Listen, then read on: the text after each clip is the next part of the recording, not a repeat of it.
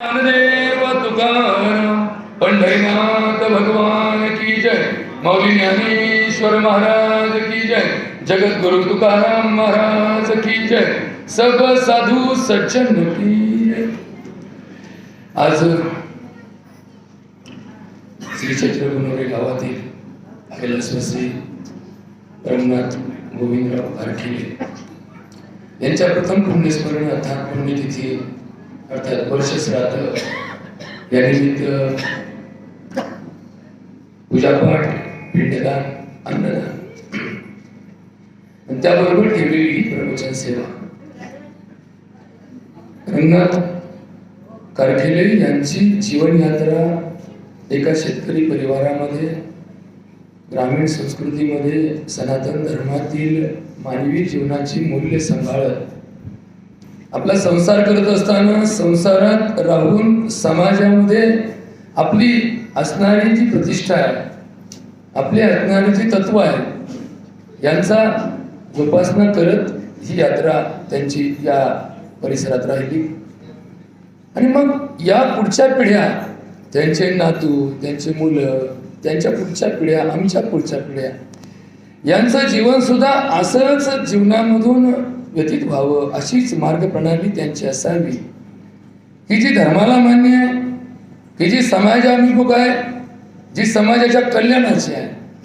ही व्यवस्था माणसाच्या बुद्धीत कशी निर्माण व्हावी, माणसाला ही गोष्ट जास्त महत्वाची कधी वाटावी, तर हे समजून सांगताना तैत्तिरीय उपनिषद नावाच्या ग्रंथामध्ये 1180 उपनिषद हिंदू धर्मामधल्या विचार प्रणालीमध्ये प्रथित यश अशी प्रकारचे आहे, ज्यापैकी मुख्य 10 उपनिषदांचा अभ्यास पूर्णत्वाने आजही लिखित स्वरूपात आहे। त्यापैकी महत्वाचं ठरणारं तैत्तिरीय उपनिषद नावाचं उपनिषद आहे। जसं आपली गीता, भगवद्गीता ही सुद्धा एक उपनिषद आहे, म्हणून तर भगवद्गीतेच्या अध्यायानंतर गीतोपनिषद असा शब्द वापरला जातो। तर यापैकी मानवाला मूल्य समजून सांगणारा एक महत्वाचा अभ्यास तैत्तिरीय उपनिषद आहे। त्यामध्ये माणसाच्या जीवनातील केलेल्या कर्माचा उद्देश कोणता योग्य आणि कोणता अयोग्य हे समजून सांगताना एका श्लोकामध्ये संत म्हणतात, ऋषी म्हणतात, न त्वम अहम कामे राज्यम न स्वर्गम न मोक्षम न पुनर्भवम कामे सर्व तप्तानाम प्राणीनाम अर्थिनाशनम। तुम्ही जगता, आम्ही जगतो। या भूतलावर जन्माला आलेला प्रत्येक सजीव त्याचं जीवन यात्रा जगत असतो। प्रत्येक जण काही ना काही मार्गाने कर्म करत असतो। जी कर्मेंद्रिय आहेत त्या कर्मेंद्रियाच्या मार्फत केलं जाणारं कर्म प्रत्येक सजीव करत असतो। फक्त या श्लोकातून संदर्भ दिला की तुमच्या कर्माचा उद्देश काय असला पाहिजे। म्हणजे समजा एक जण नोकरी करतो ना, तर त्या नोकरी करण्याचा उद्देश पगार मिळतो एवढा एकच जर त्याचा असेल तर तो कुठलंही काम करेल, काही काम करेल। तो म्हणून मला काय 2 रुपयासाठी करतो, मालक जे सांगेल मी ते करतो। मग ते काम पुण्याचं की पापाचं, चांगलं की वाईट, योग्य की अयोग्य याचं चिंतन करण्यासाठी तो जास्त पुढे जात नाही। तो फक्त एकच म्हणतो की मला 500 रुपये रोज आहे ना, मग या 500 रुपयात सकाळी 10 ते 5 मी तुमच्याकडे कामाला आहे, तुम्ही वाटेल ते काम माझ्याकडनं करून घ्या।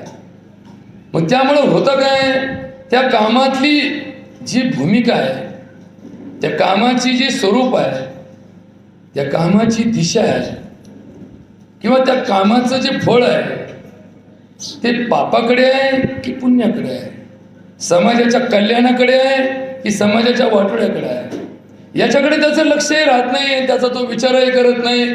त्यामुळं त्याला ते चांगलं वाईट कळतही नाही। यावरती सुंदर चिंतन सांगितलं।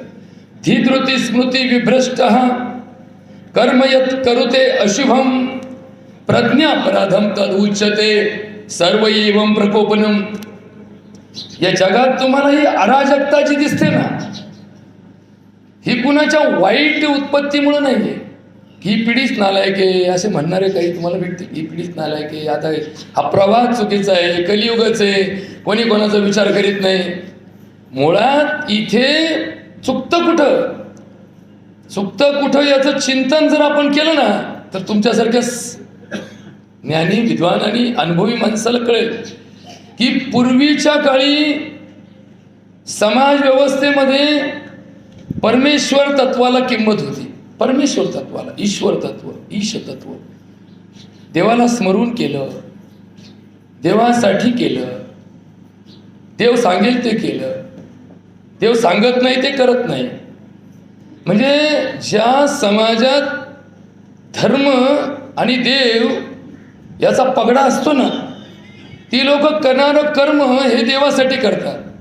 हरिबोला देता हरिबोला घेता सर्व काही हरिबोला, जे तुकाराम महाराजांचं चिंतन आहे ना, हरिबोला जनी हरिबोला वनी हरिबोला लोकांती हरिबोला एकांती सर्व काही हरी.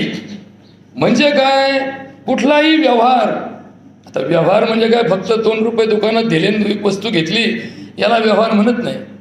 आजची एखाद्या लग्न जमवताना सुद्धा त्याला भेटीचा व्यवहार म्हणतात. एखाद्याकडे जेवायला गेलो तर त्याला रोटीचा व्यवहार म्हणतात. म्हणजे रोटीबोटीच्या व्यवहारापासून तर एखाद्या वस्तू खरेदीपर्यंत, एखाद्या विकण्यापर्यंत, एखाद्या स्थावरापर्यंत, एखाद्या शेतीपर्यंत जे घडतात ते व्यवहार आहेत. या सगळ्या व्यवहारामध्ये पूर्वी पैसा दुय्यम होता आणि ईश्वर तत्व पहिलं होतं. प्रथम देवाला स्मरून करतो ना. दुकानदारीमध्ये दुकानात गेलेलं गिऱ्हाईक म्हणजे पांडुरंग आहे आणि मी त्याचा सेवक आहे, अशा विचारातून जो दुकानदारी करतो तो नफेखोर ठरत नाही. एखाद्या डॉक्टरकडे गेलेला पेशंट एक पांडुरंगाच्या स्वरूपात माझ्याकडे आला आहे आणि मी त्याचा भक्त म्हणून त्याची सेवा करतो, तिथे लूट तुम्हाला सापडणार नाही. एखादा शिक्षक एखाद्या विद्यार्थ्याला शिकवताना साक्षात पांडुरंगच माझ्याकडे विद्यार्थ्यांची परीक्षा घेण्यासाठी आला आहे, हा पांडुरंग माझ्यासाठी महत्त्वाचा आहे आणि मी त्याचा भक्त आहे. यामध्ये त्या विद्यार्थ्याला ज्ञान देताना किती उत्पन्न मिळालं, किती पगार मिळाला, किती फी भरली आणि किती महिन्याची भरली, हा तो शिक्षक कधी डोक्यात घेणार नाही. आणि मग ही व्यवस्था पूर्वी चालत होती. त्यामुळं ज्यांनी 1960 साली, 70 साली, 80 साली नोकऱ्या केल्या, ह्या गॅट कराराच्या आधी ज्यांनी नोकऱ्या केल्या त्यांना जेमतेम पगार मिळायचा. जेमतेम म्हणजे आता शिक्षकांना जर विचारलं तुम्ही, जुने जे शिक्षक आहेत ते म्हणायचे 5 रुपये पगार होता भाऊ आम्हाला. काळ जरी सस्ताईचा होता तर त्या 5 रुपयाला आज 50,000मध्ये परिवर्तित झाला. पटीमध्ये जर विचार केला तर त्याला 10,000 पट त्याचा गुणाकार झाला. 10,000 पट. मग ज्या वेळेला ही व्यवस्था बदलली त्या वेळेला एक तत्व मात्र खाली घेत गेलं. जी परमेश्वराकडे सोपवलेली व्यवस्था होती ती पैशात परिवर्तित झाली. म्हणजे सगळं आज पैशात. काय झालं, कुठं दवाखान्यात गेले, पैसा बोलतो. मंदिराचं बांधकाम काढलं, पैशाचं बोला. एखादी पूजा केली, पैशाचं बोला. एखाद्या ठिकाणी पुण्यकर्म करायचं, पैशाचं बोला. एखाद्या शाळेत मुलगा घालायचा आहे, पैशाचं बोला. एखाद्या दुकानात गेले, पैशाचं बोला. कुठं अन्नदानाचं नाव घेतलं, पैशाचं बोला. म्हणजे पैसा ही इतकी अत्यावश्यक वस्तू झाली की परमेश्वराची विचारधारा पूर्ण नष्ट झाली. परमेश्वराचा काय संबंध? जे गोष्टी पैशाने होतात तिथं परमेश्वराचं भजन करण्याची काय गरज आहे? मग पैसाच येणं केन प्रकारेनं सगळ्या कामात जर पैसाच महत्त्वाचा आहे तर मग परमेश्वराला जरा बाजूला करू आणि पैशालाच महत्त्व देऊ. या पिढीमध्ये ही दुर्दैवी व्यवस्था निर्माण झाली. सब पैसे के भाई. एका ठिकाणी संत कबीर वास्तव सांगतात की या जगात परमेश्वराचीच व्यवस्था आहे, जिकडे तिकडे परमेश्वर आहे. हे वाक्य आता फक्त इथं देवळात बरं वाटतं ऐकायला. व्यवहारात गेले जिकडं तिकडं पैशाची गरज आहे. म्हणजे बघा बरं का, जिकडं तिकडं पैशाची गरज आहे हे ज्याला त्याला कळलं त्यांनी फक्त एकच केलं, येणं केन प्रकार येणं पैसा आपल्याकडे कसा येईल. मग पाप घडते का पुण्य घडते? लोकाला लुटितोय, लोकाची मुंडकी मोडितोय का लोकांचं वाटोळं करतोय, हे सगळं बाजूला कंसात गेलं. फक्त एकच 2 रुपये मिळतात ना बस. मग इकडं पिकही काढितो, तिकडं इमे उतरितो. तिकडं परत लोक म्हणले तुला किती पीक झालं, तर तो कागदाव बघा, आमच्या गावाला बघा किती उतार, बघा किती आठाणी आणीवारी आली, मला विमा द्या, मला अनुदान द्या, आम्हाला ते एकरी द्या. इकडं म्हणतो मला 15 रुपये पीक आला. मग दोन्ही बाजू का बरं? महत्व आहे ते, आज ना उद्या कामाला येणार आहे म्हणून चालू द्या. खरं खोटं काय ते बाजूला ठेवा. पहिल्यांदा मिळतंय ना, मग कुपन पिवळं मिळतं ना, त्याच्यावर स्कीम आहेत ना, मग आम्हाला पिवळं कुपन द्या. आपण लग्न करायचं पूर्वीचं ते म्हणते हलके लोक आहेत यांच्याकडे पिवळं कुपन, मग त्यांना कुठं कुपन दाखवायचं. जेव्हा सोयरी की त्या टायमाला कुपन थोडं दाखवलं आम्ही का आमच्याकडे पिवळं कुपन देतात पोरगी, तिथं तर म्हणले हे सगळं आमचं, हे सगळं आमचं, हे सगळं आमचं. रेस्ट नाव दुकानात गेले का आपलं कुपन पुढं काढलं. मग जर तुम्ही दोन्ही बाजूनी फायदा घेता तर मग परमेश्वराचं भजन कशासाठी करतो, ही सगळी व्यवस्था कशासाठी आहे. म्हणून कबीर म्हणतात की परमेश्वराचं भजन सुद्धा माणसं याच मार्गाने जातात. परमेश्वराचं भजन का करायचं? देवा माझं कल्याण कर, मला श्रीमंत कर, मला पद दे, मला निवडून दे, मला मोठा कर. अरे मग देवाकडे ही मागणी मागायसाठी ही जाण्याची व्यवस्थाच मुळात कोणत्या आधारावर आहे? देवाकडे माणूस का जातो, देवाकडे कोणती विशेषता आहे, देव कोणासाठी आहे, हे समजून घेण्यासाठी अनेक गोष्टी आपल्याला उलगडा करावा लागेल. जो मूळ सिद्धांत आज आपण प्रवचनासाठी निवडला तो विषयच असा आहे की माणसाच्या जीवनातील कर्माचा उद्देश काय असावा आणि काय नसावा. पहिल्यांदा 4 चरणामध्ये समजून सांगितलं काय नसावा. न त्वहम कामये राज्यम.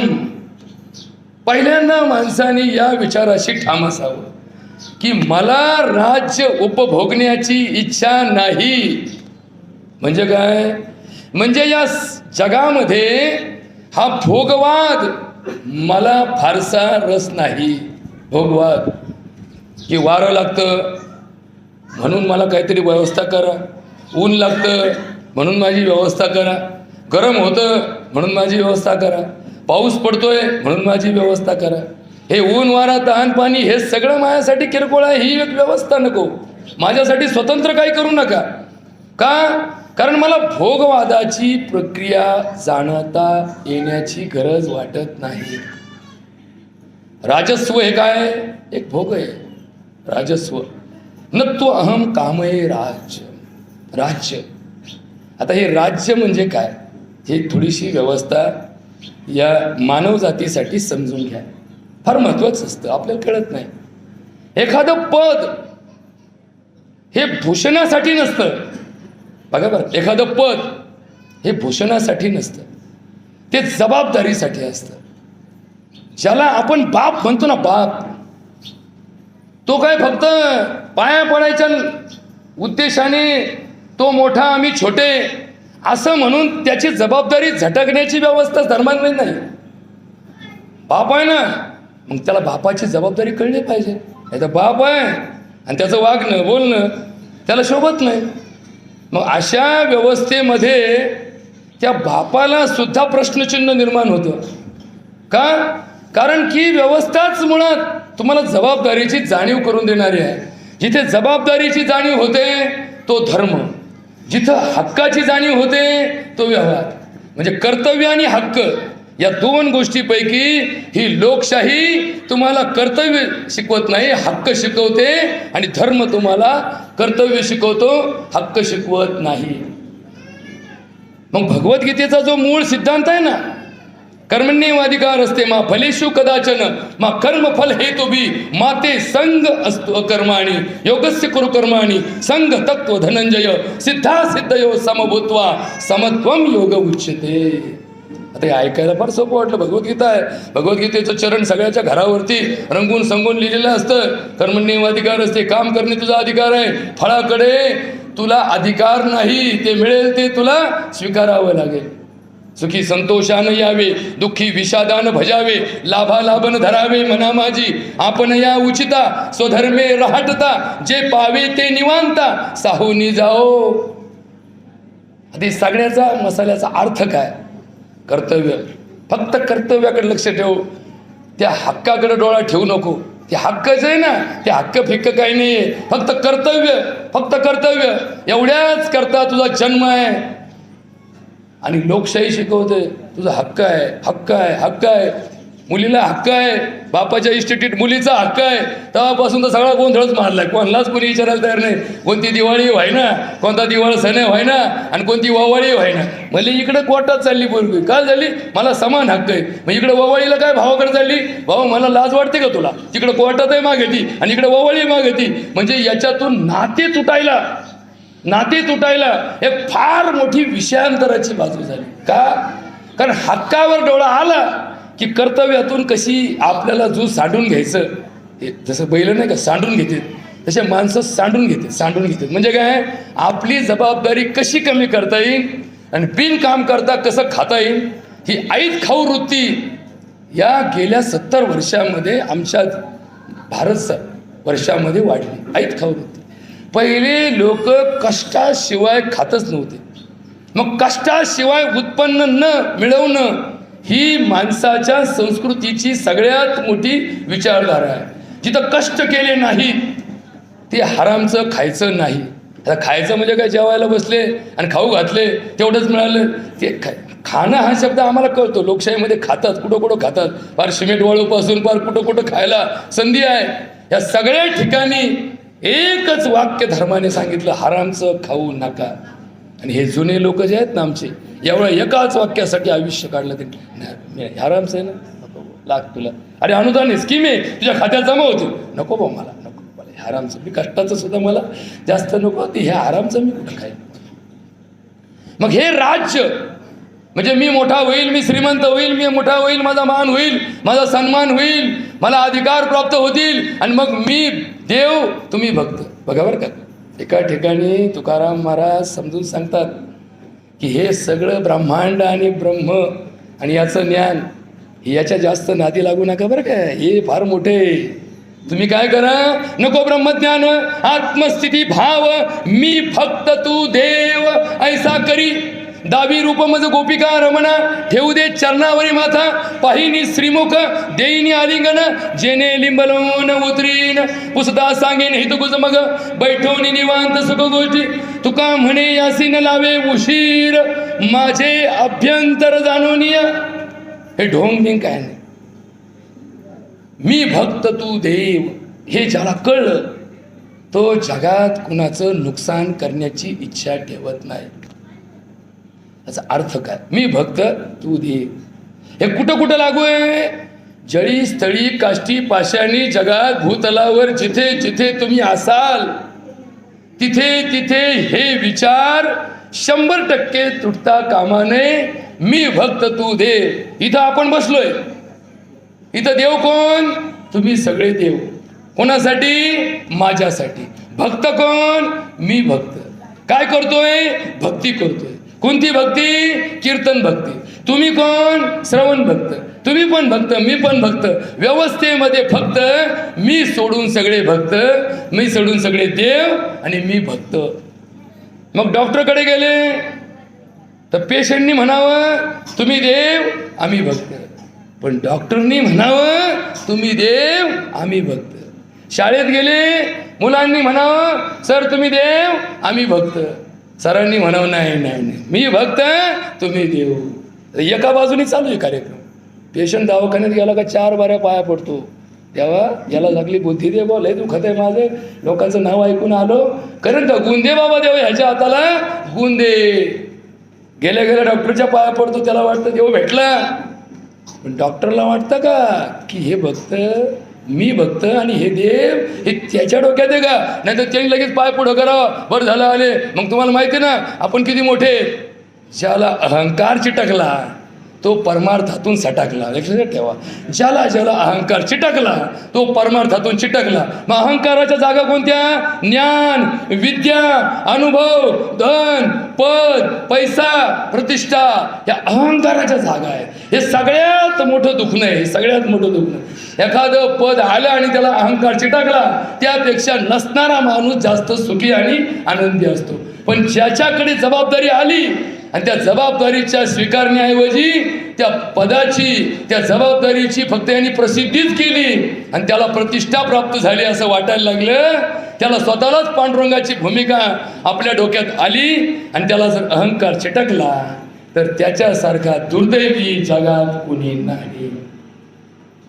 आणि म्हणून माणसाने दुसऱ्याला मोठं म्हणावं, स्वतःला कमी समजावं. नेहमी नेहमी नेहमी नेहमी लक्षात ठेवावं, चांगलं घडतंय ते जगामुळं घडतंय आणि वाईट घडतंय ते आपल्यामुळं घडतंय.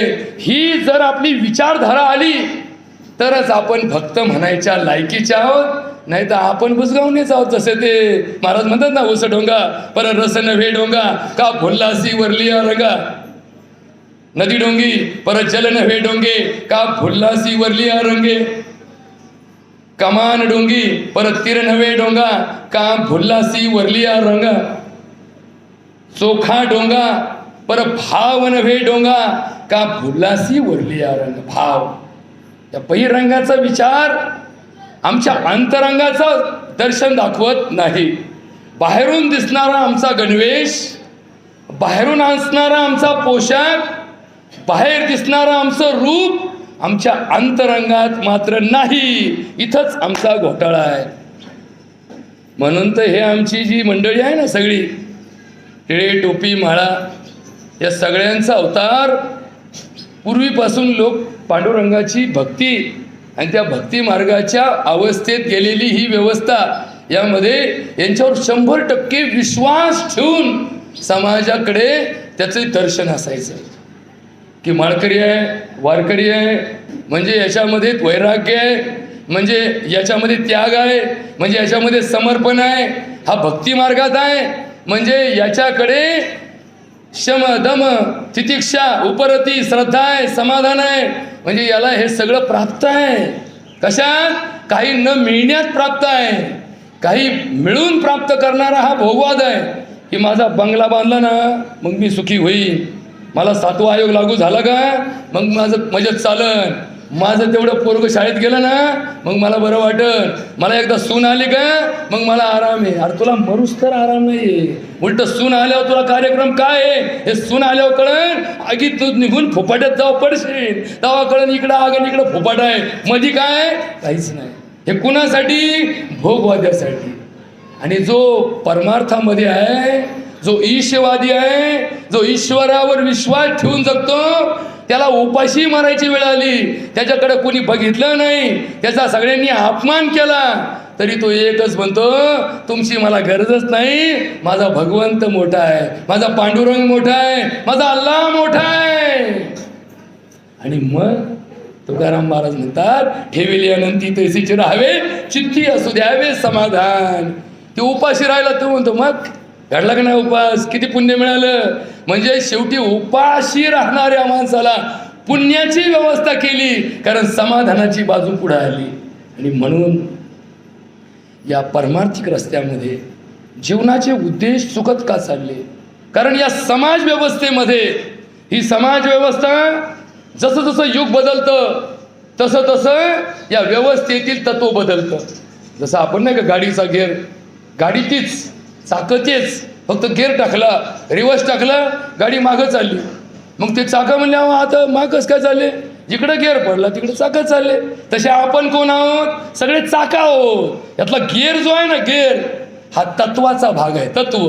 मग सगळ्या सत्ययुगामध्ये सत्य तत्व होतं, सत्य तत्व खरं. बस काय चांगलं काय वाईट, काय मोठं काय छोटं, यापेक्षा सत्य काय आणि असत्य काय. सत्याकडे समाज धावायचा, असत्याकडे पाठ फिरवायचा. कुठे असत्य घडलं तर त्याच्यावरती सगळ्यांनी तुटून पडून त्या असत्याची कधीच बाजू धरली नाही, त्याला सत्ययुग म्हणतात. मग ती सत्ययुगामध्ये सत्याधारित व्यवस्था होती. मग हळूहळू हळूहळू माणसाने खोटं बोलायचा एक प्रशिक्षण घेतल्यासारखा भाग सुरू झाला. माणसं खोटं बोलायला लागली, खोटं बोलून दाटून बोलायला लागली, रिटून बोलायला लागली. लोकांना खरं कळाना, खोटं कळाना, जसं कोर्टात जाऊन बसले तुम्ही आणि 2 पक्षकार आले आणि दोघांनी साक्षी दिली, तर अनोळखी माणसाला लक्षातच येणार नाही आता खरं कोण बोलते खोटं कोण बोलते. इतका प्रभाव खोट्यावरती माणसाने विजय मिळवला की माणसांना खोटं आंघोळणी पडायला लागलं. तिथून पुढे सत्य संपलं आणि मग व्यवस्था बदलली, ती न्यायाकडे गेली. मग न्यायपूर्ण न्याय झाला. खरं खोटं नंतर ठरू न्यायालयात, चला खरं कोणाचं आणि खोटं कोणाचं. मग त्या काळात एवढे लोक निर्ढावलेले नव्हते. देवाची शपथ घेऊन बोलतो असं जर न्यायालयात गेला की त्याचा अंतरंग म्हणायचा, भामटे देवाची शपथ घेतली बरं का, मग ते तिथं खरं बोलायचं. आता वकील म्हणतो तिथं जा, फक्त हात ठेव, देवाची शपथ खरं बोलन आणि तुला सांगितलं ते बोलायचं बरं का, बदलायचं नाही. या बाईला मी ओळखत नाही. घटस्फोटाची केस 4 पोरं झाले, बाई कोर्टात चालली, गड्याने दावा केला हिच्यापासून घटस्फोट पाहिजे. नंतर म्हणला आमचं लग्नच झालं नाही. वकील म्हणला असं म्हणायचं आमचं लग्नच झालं नाही, काय पुरावा आहे? तिने पोरं आणले, मग पोरं पाहून काय लग्न झालं असं समजाय का? ती म्हणजे हिला झाले, मला काय माहित काय झाले. मग कोर्टात उभे राहिले, काय म्हणायचं? देवा शपथ खरं बोले, सारं खोटंच बोलायचं. म्हणजे तिथं बसून देवाच्या नावाने खोटं बोलायला जेव्हा समाज निर्णावला तेव्हा ती न्याय व्यवस्था सुद्धा कोलमडली. दुसऱ्या युगात न्याय व्यवस्था होती. मग तिसऱ्या युगामध्ये ही व्यवस्था बदलली आणि ही व्यवस्था विश्वासार्हतेवर आली. विश्वास आला, विश्वास नसला. मग लोक काय करायला, विश्वासाचे 2 भाग केले. नाही, थोडा विश्वास ठेवावा लागतो, थोडा विश्वास ठेवावा लागतो. विश्वास थोडा नसतो, एक तर विश्वास ठेवावा लागतो, नाही तर विश्वास नसतो. समजा एक खड्डा 5 फुटाचा आहे, त्या 5 फुट्याला पार करण्यासाठी तुमची उडी किमान 5.25 फूट गेली पाहिजे. मग एकाने 4.25 फूट उडी मारली आणि एकाने अर्धा फूट उडी मारली, दोघांच्यातून उत्पत्ती काय? दोघे खड्ड्यातच पडणारे. म्हणून विश्वासात थोडा आजेदुजेपणा ठेवणाऱ्या माणसाला विश्वासाचं सुद्धा महत्त्व टिकून राहता येत नाही. मग ही तिसरं युग जे आलं ते विश्वासाचं युग आलं. विश्वास ठेवला.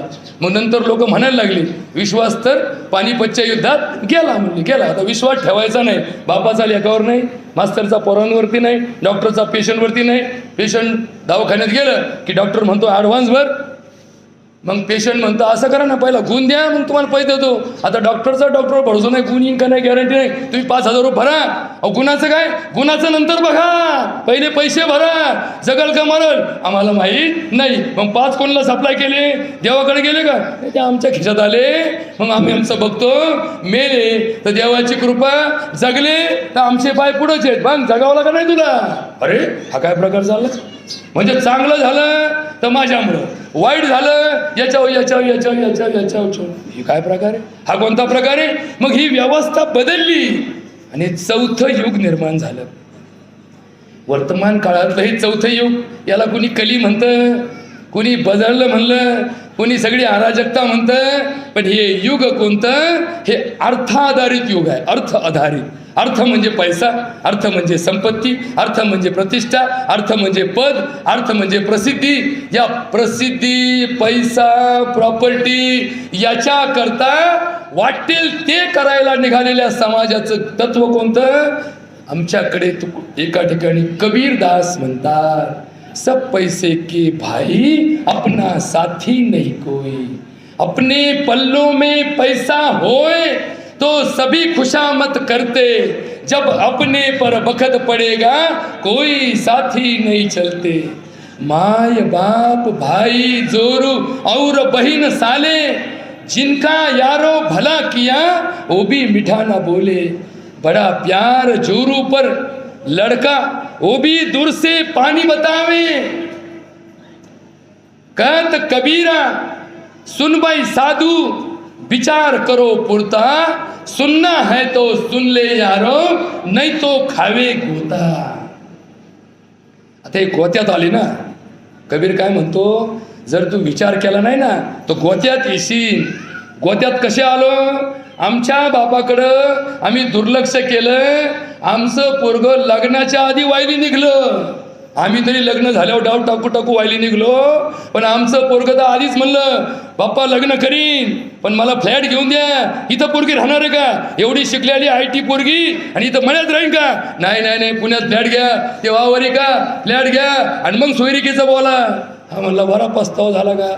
बाई म्हणली आता सोनमुख बघायचं होतं, मी म्हणलं आता आणीन इथं ठेवीन, मग मला खाट भेटन, मग गादी येईन, मग सून म्हणून आत्या चहा घेता का?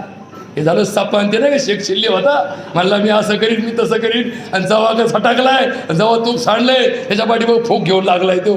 तशी आत्या म्हणली आता बघा पस्तावा झाला का, मला चहा करून द्यावा लागतोय, सून चालली शाळेत मला डबा करून द्यावा लागतोय, पहिल्यांदा तर फक्त नवऱ्याचं आणि पोराचं करायचं, आता एक माणूस वाढा, मग बाई आत्ताशी एक वाढा, अजून नातू यायचा आहे, थांब जरा दम धर जरा, अजून नात यायची दम धर जरा.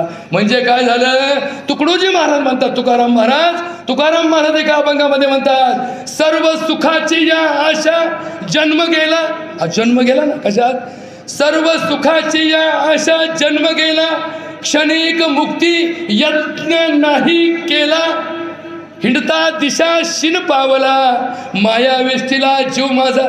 शिनाटले ना सगळे, पैशावाले शिनाटले, गरीबाई शिनाटले, पोरांवाले शिनाटले, आणि निरपुत्री काही शिनाटले, पोरींचे बापही शिनाटले, पोरांचे बापही शिनाटले, शिकलेलेही हुकले आणि हुकलेलेही शिकले. म्हणजे बघा ही व्यवस्था जी आहे ना, यामध्ये माणसं चुकतात, म्हणजे माणसांकडे चुकीचा विषय येतो एवढाच दोष आहे. म्हणून तर माऊली सिद्धांतामध्ये समजून सांगतात, भगवद्गीतेमध्ये एक चिंतन सांगितलं. भगवद्गीता सांगते की माणूस कधीच पापी नसतो, माणूस कधीच पापी नसतो, त्याचा विषय पापाकडे घेऊन जातो, त्याचा विषय त्याला पापाकडे घेऊन जातो, विषय पापाकडे घेऊन जातो. आता विषय पापाकडे जाणे आणि माणूस पापी असणे याच्यामध्ये फार मोठा फरक आहे. हा फरक आता थोडा बुद्धीला कस देतो. संस्कृतमध्ये भगवद्गीतेमध्ये माणसाचं वाटोळं कसं होतं, भगवद्गीतेमध्ये माणसाचं वाटोळं कसं होतं हे समजून सांगितलं. भगवंत सांगतात, ध्यायते विषयान पुंसा संगतेषु उपजायते, संघात संजायते कामान, कामात क्रोध अभिजायते, क्रोधात भवति सम्मोहा, सम्मोहात स्मृती विभ्रमा, स्मृती भंशात बुद्धिनाश, बुद्धिनाशात प्रणश्यंती. एकदा का ही बुद्धी भ्रष्ट झाली, भ्रष्टाचार हा पैशाचा नसतो, तो कशाचा असतो, बुद्धीचा असतो, भ्रष्ट बुद्धी. आता बुद्धी भ्रष्ट होणे म्हणजे काय, विषयांतर होणे, विषयांतर. म्हणून तर आमच्या परमार्थामध्ये पहिलं वाक्य काय, विषय तो त्यांचा झाला नारायण. म्हणजे त्यांना सगळीकडे नारायणच दिसतो, सगळीकडे नारायण दिसतो. दुकानदाराला गिऱ्हाईक नारायण दिसतं, डॉक्टरला पेशंटमध्ये नारायण दिसतो, शिक्षकाला विद्यार्थ्यांमध्ये नारायण दिसतो, पुढाऱ्याला प्रजेमध्ये नारायण दिसतो. आता घोटाळा काय झाला, प्रजेला पुढाऱ्यात नारायण दिसतो, पण पुढाऱ्याला प्रजेत नारायण दिसतो का, प्रश्नचिन्ह. विद्यार्थ्यांना शिक्षकात नारायण दिसतो, पण शिक्षकाला विद्यार्थ्यात नारायण दिसतो का, प्रश्नचिन्ह. पेशंटला डॉक्टरमध्ये भगवंत दिसतो, पण डॉक्टरला पेशंटमध्ये भगवंत जाणतो का, प्रश्नचिन्ह. बघा बरं का, दुकानदाराला गिऱ्हाईकात देव दिसतो का, प्रश्नचिन्ह. त्याला फक्त वाटतं आलाय तावडीत 2 रुपये घ्या काढून हे वस्तू, आणि तिकडे गॅरंटी बिरंटी काय नाही, आणि तुझा घेऊन महाराज खराब निघाली, मी काय करू का, मी तयार केली का. म्हणजे तुकाराम महाराज परमार्थाचं श्रेय नको. बघा बरं कसं, परमार्थाचं श्रेय नको म्हणून काय म्हणले, धन्याचा हा माल मी तर हमाल भारवाही. आणि दुकानदार म्हणतो हे भारी आहे, हे किती भारी आहे का, कारण त्यात नफा जादा आहे ना. याच्यात 20% कमिशन असेल तर दुकानदार पुढं ठेवितो, 5% कमिशन असेल त्याच्या पाठीमागं मांडतो का, गिऱ्हाईकाला 20% कमिशनचं लवकर दिसावा, त्याच्या नजरेत भरावा, हो ते द्या. अरे पण त्यात कमिशन जादा आहे, त्याच्या पाठीमागचं 5% कमिशनमधलं नाही ते लपून ठेवतो का. वाण ठेवायचा, पण कुणी मागितला तर तो द्यायचा, ज्याला समजत नाही त्याच्या गळ्यात ठेव मारायचा. आणि कोणतंही ठलाचं भजन करता, कोणतं भगवंताचं भजन करता, फसवला ना, नाही फसवता तर मग काय पोट उपाशी मारायचं का. पापी पेट का सवाल आहे, सगळ्यात पहिलं वाक्य, सगळ्यात पहिलं या समाजाचं वाक्य काय, मी फार चांगला आहे, काय करतात, माझं पोट पापी आहे. बघा बरं, ह्याचं पोट पापी आहे, म्हणजे हा पाप का करतो, पोटासाठी. म्हणून तुकाराम महाराज, माफ करा बरं का गुरुजी, माफ करा. तुकाराम महाराज एका अभंगामध्ये म्हणतात, काय म्हणतात ते नीट ऐका बरं का, इतके भारी सांगतात तुकाराम महाराज. कथा करोनिया दावी प्रेम कळा, अंतरी जिव्हाळा कुकर्माचा, दर्भ खोवी शेंडी तुळशी खोवी कानी, तुळशी खोवी कानी दर्भ खोवी शेंडी, लटकी धरी बोंडी नासिकाची, लटकी धरी बोंडी नासिकाची, टिळे टोपी माळा देवाचे गवाळे, वागवी आगळे पोटासाठी, टिळे टोपी माळा देवाचे गवाळे, वागवी आगळे पोटासाठी, गोसाव्याच्या रूपे हेरी परणारी, तयाचे अंतरी काम लोभ, तयाचे अंतरी काम लोभ, कीर्तनाचे वेळी रडे पडे लोळे.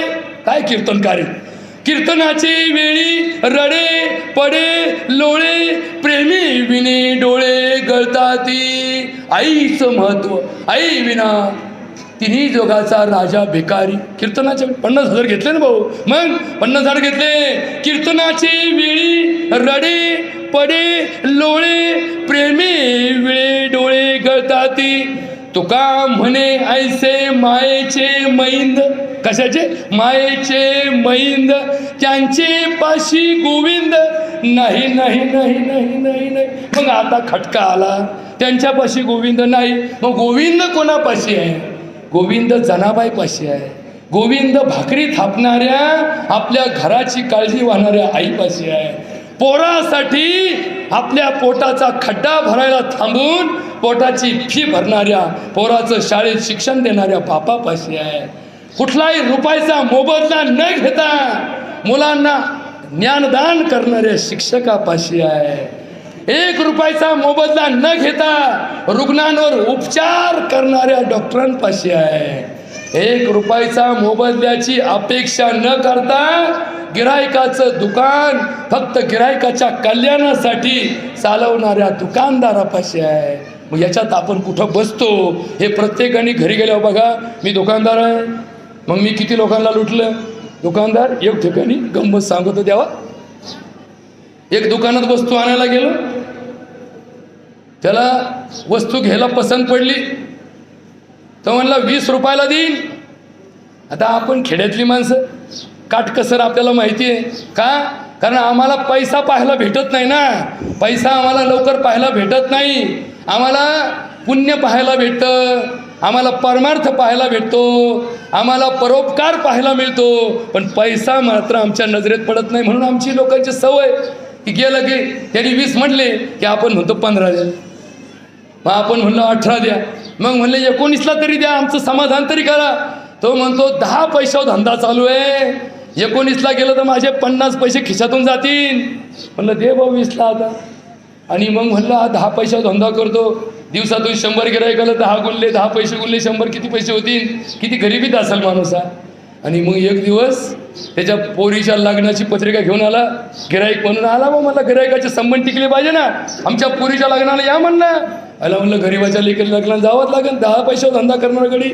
आणि जेव्हा लग्नात गेलोय, व्यवस्था पाहिली, 5 कोटी रुपये खर्च. म्हणे याला काय सरकारने अनुदान दिलं का काय? याच्या लग्नाला हा गरिबाची सेवा करत होता म्हणून सरकारने याच्या लग्नाला कोटीभर रुपये मोदींनी याच्या खात्यात टाकले काय? काही एखादं वावर ऐकलं काय? नाही म्हणले ही सगळी भगवंताची कृपा. भामट्या भगवंताची कृपा नाही, खोटं बोलून समाजाला लुटलं आणि त्या लुटीचा हा सगळा प्रदर्शनाचा भाग आहे. म्हणून हे प्रदर्शन लोक विसरत नाही महाराज.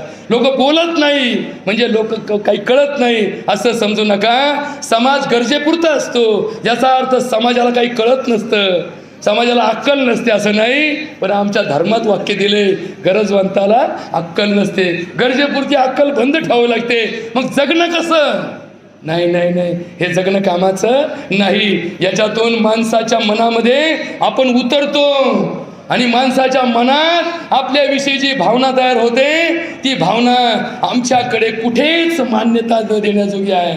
आणि म्हणून माणसांना या भूतलावर या सनातन धर्माने एक संदेश दिला, जगायचं कशासाठी? जगायचं कशासाठी? नत्व अहम कामे राज्यम, आम्हाला राज्य भोगण्याची इच्छा नाही, न स्वर्गम. बघा पूर्वी पोथ्यांमध्ये लिहायचे देवा की जर तुमच्या दारात एक जण आला, बाई पाणी मिळेल का, जरा तहान लागली होती, तर बाईने त्याला पाणी का द्यावं? जर त्याला पाणी दिलं तर पुढच्या जन्मामध्ये जर मला तहान लागली तर ते जो कोणी आज वाटसरू माझ्याकडे पाणी मागायला आला तो माझ्यासाठी त्या जन्मात तांब्या माझ्या पुढे हजर असेल. मला तहान लागल्यावर माझी अडचण येणार नाही. म्हणून या जन्मामध्ये पुण्य करा, पुण्याच्या राशी गोळा करा. पण तैतरी उपनिषदवाले म्हणतात हे सुद्धा स्वार्थच आहे ना. हा सुद्धा काय स्वार्थचे. मला पुण्य मिळावं म्हणून मी केलेलं काम हे माझ्या मनामध्ये एक घर करून राहतं. मी साठवून ठेवतो, फाईल करतो तयार माझ्या मनात. जसे कॉम्प्युटरवरती फाईल होते ना, या फाईलमध्ये हा डाटा सेव्ह केला, तसा आम्ही वयाच्या 80व्या वर्षी फाईल घेऊन निघतो, सगळा डाटा सेव्ह असतो. देवाची कृपा झाली, मी मस्तरकी केली, आयुष्यभर सेवा केली, त्याच्यामुळं त्यांच्या पुण्याने माझं चांगलं चालले. मग ज्यांचं दुःख होतं ते काय पाप करून बसलेत का? नीट ऐकून घ्या बरं का. ज्यांना डायबिटीज झाले ते पापी आहेत का? ज्यांचे हातपाय मोडले ते पापी आहेत का? नाही, ते चांगले चालले होते. एक पेताड आलं आणि त्यांना धडाकलं, ते पेताड उठून गेलं, यांचं टंगडं मोडलं म्हणून काही पापी झाले का? नाही महाराज. म्हणजे माणसाने या चांगल्या राहण्याचं, चांगल्या शरीराचं श्रेय कोणाकडे घेतलं? स्वतःकडे घेतलं. मग मी पुण्य केलं ना, मी आयुष्यभर लोकांचं वाटोळं केलं नाही ना, म्हणून मी चांगला राहिलो. आणि ज्याचा हातपाय मोडे, ज्याला डायबिटीज झाला, ज्याला कॅन्सर झाला, ज्याचं तोंड वाकडं झालं, तो म्हणतो काय करणार? शेवटी हे सगळे कर्माचे भोग असतात. या जन्मी भरपूर चांगला वागलो, पण गेल्या जन्मीचं संचित, याला कोणी सांगितलं गेल्या जन्मीचं होतं? गेल्या जन्मीचं संचित होतं, त्यामुळे या जन्मात फेडावं लागलं. काय करता? ठेविले अनंती तशीच दावे, भोग भोगायचे असतात. म्हणजे तो त्याची या जन्माची बाजू समजून घेतो, शेप करतो, मागच्या जन्मीचं पाप म्हणतो. म्हणजे शेवटी कोणाच्या माथी मारतो? भगवंताच्याच माथी मारतो की मागच्या जन्मीचं मला फेडायला दिलं. असं का वागतो? कारण त्याला हे समाजाला दाखवायचं नसतं किंवा समाजामध्ये जाहीर करायचं नसतं की या जन्मात माझ्याकडून चुका झाल्या आणि त्या चुकामुळं माझ्या जीवनामध्ये अनेक गोष्टींची ही जी उपद्रवी मूल्य आली, ही माझ्या याच देही याची डोळा मला प्राप्त झाली. आणि म्हणून महाराज आज रंगनाथ गोविंदराव कारखेले यांच्या दशक्रियेला सुद्धा आम्ही चालू होतो. त्यावेळेस सुद्धा एवढा मोठा समाज जेव्हा एका शेतकऱ्याच्या दाव्याला येतो त्यावेळेस आम्हाला आश्चर्य वाटलं की माणसाकडे पैसा आहे म्हणून समाज जमतो असं कधीच नाही. ज्याच्या भावना चांगल्या आहेत, ज्याने जगाला प्रेम केलं, ज्याने दुसऱ्याला आधार दिला, ज्याने दुसऱ्याचा आधार म्हणून स्वतः उभा राहिला, ज्याने दुसऱ्याच्या दुःखात कमी करण्यासाठी प्रयत्न केला, ज्याने दुसऱ्याच्या आनंदात आपल्या जाण्याने त्याची वाढ केली, अशा माणसांना लोक विसरत नाहीत. त्याच्याकडे पैसा नसू द्या, त्याच्याकडे पद नसू द्या, त्याला प्रतिष्ठा नसू द्या, पण त्याच्या अंतरंगामध्ये माणसं आजही या कलियुगात शेवटी माणसाच्या भावना तिथे पाय ओढतात. आणि म्हणून आज यांच्या वर्षश्राद्धाला एवढा मोठा जनसमुदाय जमला. याचं कारण आहे या माणसाने आपल्या जीवनात आपलं देवत्व सिद्ध केलं. देवत्व, देव म्हणजे काय हो? देव म्हणजे कुठेतरी एखाद्या वस्तूत सापडला, एखाद्या मूर्तीत सापडला, एखाद्या ठाणकात सापडला, एखाद्या देवस्थानात सापडला, एखाद्या माणसात सापडला, ही अशी व्यवस्था नाही. 4च उत्तरं शेवटी देतो आणि माझं प्रवचन संपवतो. पहिलं उत्तर देव कुणाला म्हणावं, दुसरं उत्तर भक्ती कशी करावी, तिसरं उत्तर समाजामध्ये कसं वागणं येईल म्हणजे हा समाज धार्मिक होईल हे सिद्ध होईल, आणि चौथं म्हणजे या आमच्या रंगनाथ कारखेलेंनी त्यांच्या जीवनात केलेलं कर्म हे देवरूपाकडे कसं घेऊन गेलं. एवढ्या 4 प्रश्नाची उत्तरं देतो आणि माझी सेवा संपवतो. या श्लोकात सांगितलं मला राज्य उपभोगण्याची इच्छा नाही, स्वर्ग मिळावा मेल्यानंतर म्हणून मी चांगलं काम करतो असं अजिबात नाही. मला मोक्ष मिळावा म्हणून माझं काम त्या आधीत लागावं अशी माझी इच्छा नाही. मला पुढचा जन्म चांगल्या घरात, चांगल्या ठिकाणी, चांगल्याच्या पोटी मिळावा म्हणून मी चांगलं वागतो असंही नाही. म्हणजे मी सापेक्ष जीवनाचा भोगता नाही.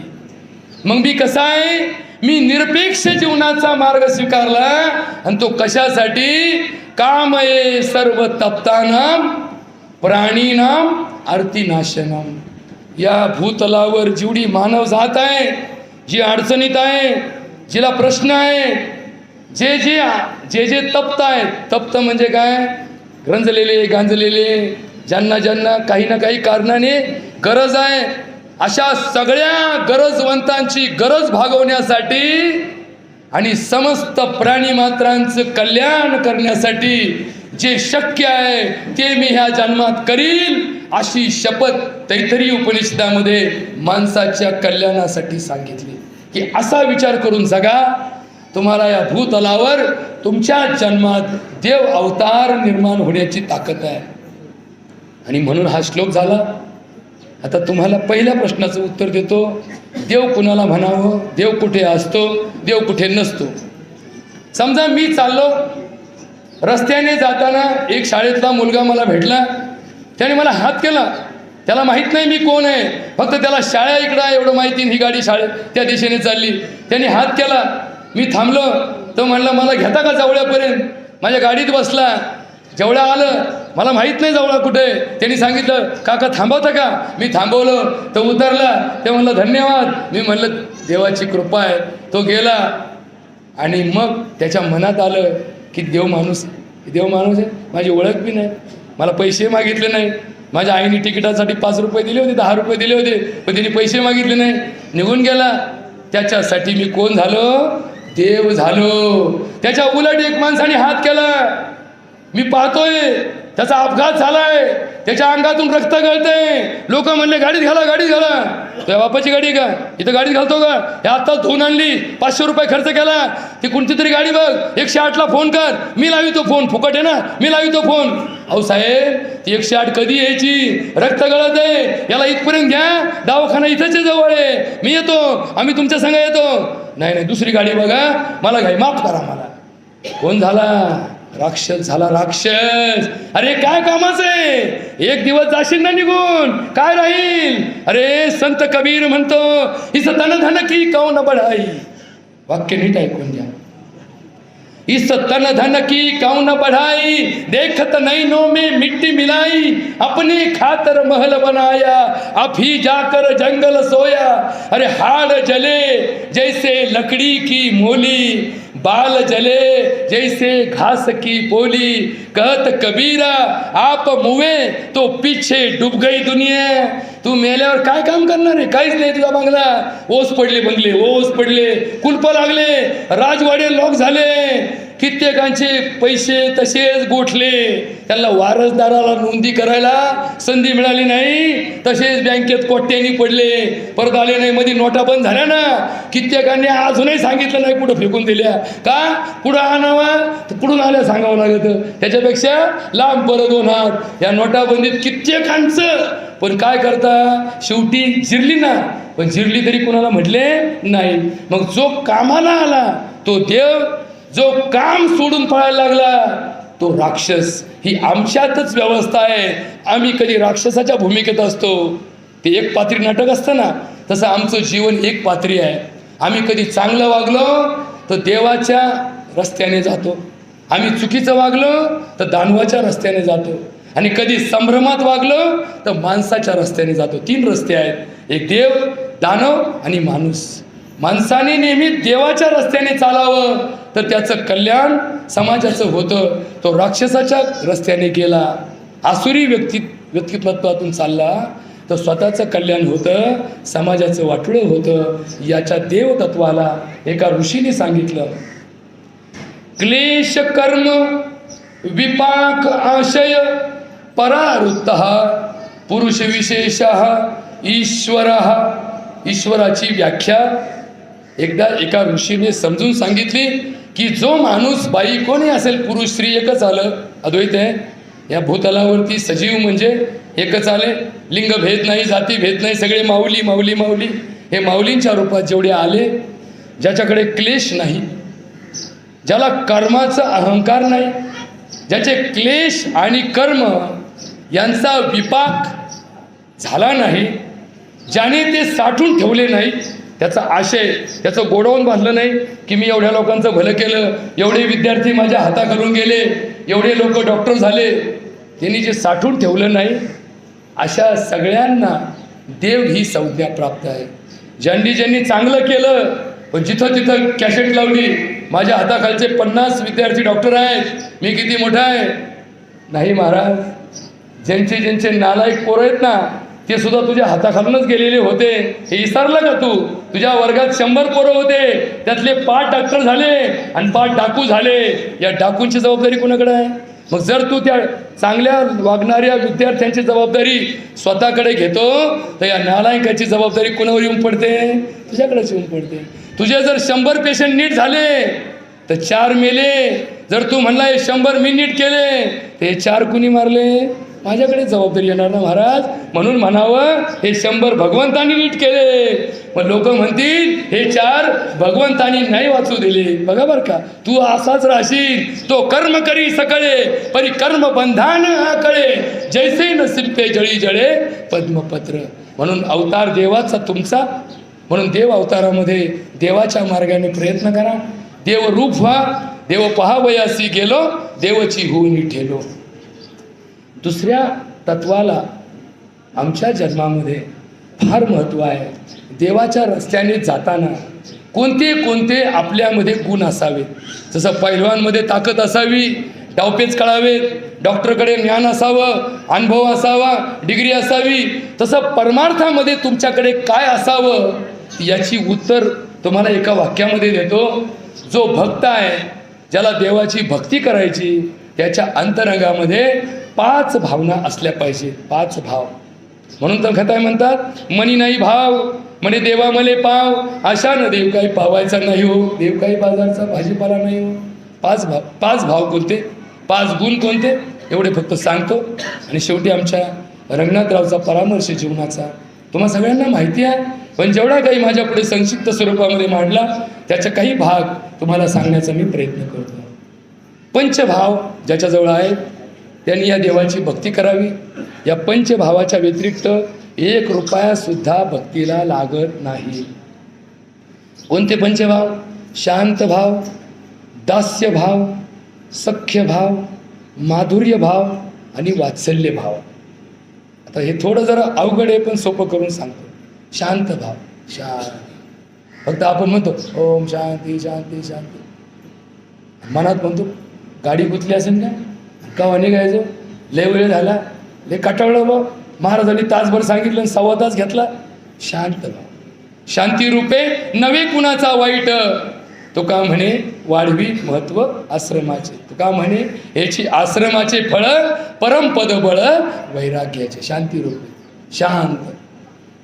कुणीच निंदा, कुणी स्तुती, यश अपयश, फायदा तोटा, विजय पराजय, या द्वंद्व परिस्थितीमध्ये जो शांत असतो तो खरा देवाचा भक्त असतो. भक्त शांत. या शांत भावाला सगळ्यात जास्त किंमत आहे. सगळ्यात जास्त किंमत आहे. ज्याच्याकडे हे शांत भावना आहे ना तोच देवाच्या भक्त होण्याच्या लायकीचा आहे.